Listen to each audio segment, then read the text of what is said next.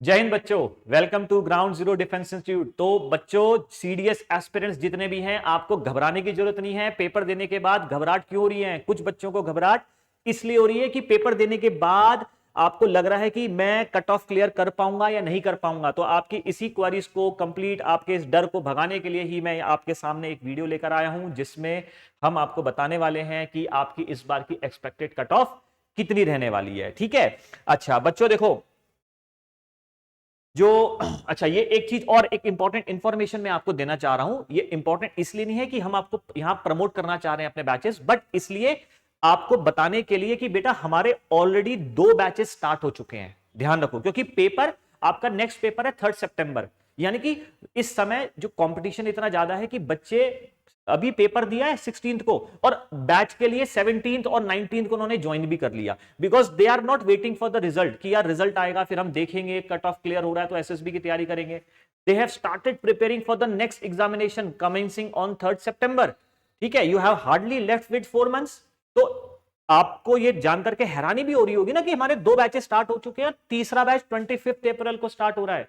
और यहां मैं इस पर इसलिए मेंशन कर रहा हूं ना बेटा, ज्यादा एम्फसाइज क्यों कर रहा हूं, क्योंकि होता क्या है ना, इस बैच के लिए भी रजिस्ट्रेशन कंप्लीट होने वाले हैं। फिर बच्चे जो है यहां से ना वापस भेजते हैं तो हमें भी दुख होता है ना। तो बेटर यह है कि आप अपनी सीट रिजर्व कर लो, रादर देन आप यहां से वापस जाओ। ठीक है, अदरवाइज आपके लिए नुकसान होगा। ठीक है, चलिए अब हम उस पर पॉइंट पर आते हैं जिसके लिए मैंने ये वीडियो बनाई है।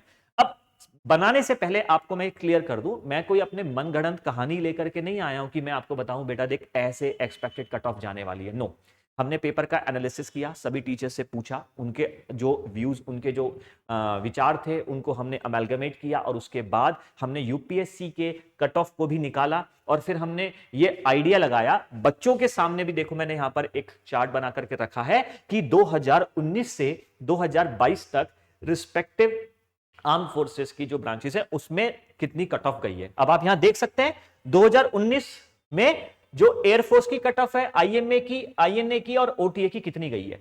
इससे ना बच्चे को रियलाइजेशन होता है, उसको हेल्प मिलती है यहां अपने ब्रेन को डेवलप करने की कि यार कट ऑफ कितनी जाने वाली है।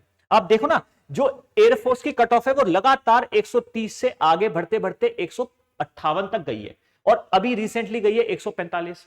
वहीं पर आईएमए की 116 2019 की थी, लेकिन उसके बाद 140 के पास ही इसकी कट ऑफ रेगुलर चल रही है पिछले 2 साल से। लाइकवाइज आईएनए की भी आप देख सकते हैं। और जो बच्चे ओटीए की तैयारी कर रहे हैं, तो ओटीए का जो आपका पहले स्कोर आया करता था अब उसको भूल जाइए। अब ओटीए का जो कट ऑफ जा रहा है वो 100+ जा रहा है, 100+। अब ये डिपेंड करता है पेपर के ऊपर।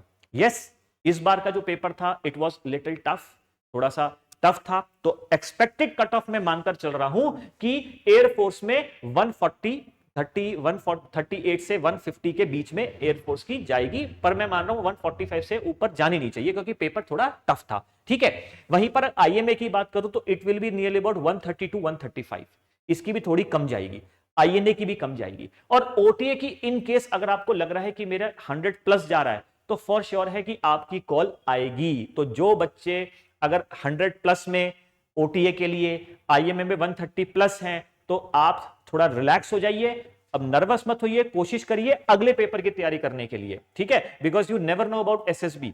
तो आपको अपॉर्चुनिटी मिलेगी इस पर्टिकुलर एक्सपेक्टेड एनालिसिस करने के बाद, एक्सपेक्टेड कट ऑफ को देखने के बाद अपना स्कोर चेक करो और अगले पेपर के लिए लग जाइए। और फिर भी अगर कोई बच्चा बॉर्डरलाइन है तो फिर बोल रहा हूं, रादर देन चेकिंग और थिंकिंग अबाउट योर पास्ट, जो आपने घटना, आपने कर्म की हैं, आप कोशिश करिए फोकस करने के लिए अगले पेपर में। ठीक है, और इसीलिए मैं आपको बता देता हूं अबाउट एलिजिबिलिटी क्राइटेरिया ऑल्सो, यहां पर आपको हेल्प हो जाएगी। क्योंकि यूपीएससी का जो नोटिफिकेशन है ना, उसमें बच्चों को पूरा देखने में बड़ी प्रॉब्लम होती है, कई बच्चे उसको समझ नहीं पाते। तो हमने उसको इजी वे में यहां पर आपके सामने लेकर आए हैं कि जो बच्चा आईएमए की तैयारी कर रहा है, तो आईएमए के लिए जो अब एलिजिबिलिटी, जो एज क्राइटेरिया है, इट इज 2 जुलाई 2000 टू 1 जुलाई 2005। तो जितनी भी ये एज यहां पर लिखी गई है, ये जितनी भी एज यहां लिखी गई है, इसमें एक चीज ध्यान रखिएगा, ये एज देखी जाती है at the time of joining, जब आप एकेडमी ज्वाइन करेंगे, ठीक है। ऐसा नहीं है कि आपने अभी सितंबर में पेपर है, इसका नोटिफिकेशन आ जाएगा, ठीक है, नोटिफिकेशन के वक्त आपकी एज देखी जाएगी। नो, जब आप ज्वाइनिंग करेंगे उस अकॉर्डिंगली ही मैंने लिखी है। तो आप देखेंगे आईएमए के लिए इट इज 24 है ना, देख रहे हो आप 24, एयरफोर्स के लिए 23 है, ओटीए के लिए 25 हो जाती है। Got it. तो आपको यहां से थोड़ी सी हेल्प मिल रही है कि एज कितनी चाहिए। अगर आप इस एज में आ रहे हैं, इस पर्टिकुलर एलिजिबिलिटी क्राइटेरिया में, तो निश्चिंत होकर के अपना फॉर्म भरिए और आपको पता चलेगा सबसे इंपॉर्टेंट आपके पास कितने चांसेस बचे हैं। और वैसे तो बेटा पास होने के लिए सिर्फ एक चांस ही काफी है। तो अगर आप चाहते हैं कि आप अपना करियर टाइमली बनाएं तो मेक श्योर हमारे बैचेस, अगला third batch, I am talking about third batch not first batch, तीसरा बैच 25 को स्टार्ट हो रहा है एंड रजिस्ट्रेशंस बहुत कम बचे हैं, सीट्स कम बची हैं, जल्द से जल्द रजिस्ट्रेशन कराएं टाइमली, सो दैट आपको बेस्ट जो है कोचिंग सेंटर मिल पाए, one of the best coaching centre. Okay, चलिए अगले अपने टारगेट को लेकर के फोकस हो जाइए, हमारे संग जुड़े रहिए। अगर कुछ क्वेरीज हैं तो आप इन नंबर्स पे कॉल करके हमसे पूछ सकते हैं। It's not only about admission बेटा, केवल एडमिशन की बात नहीं है। अगर आपकी कुछ क्वेरीज हैं, कुछ करियर काउंसलिंग से संबंधित, सिलेबस से संबंधित, इन पर कॉल करके हमें आप पूछ सकते हैं, कॉल कर सकते हैं और हमारी वेबसाइट में जाकर के भी हमें कांटेक्ट कर सकते हैं। यहां तक कि हमारे यूट्यूब चैनल में जाकर के भी हमने ऐसी विस्तृत जानकारियां डिस्क्राइब में, अलग अलग जो क्वेरीज बच्चों की आई है, हमने उसको एक्सप्लेन किया है हमारे एक्सपर्ट टीचर्स ने। ठीक है, चलिए अगली वीडियो में आपके संग मुलाकात होगी। टिल देन, जय हिंद, जय भारत।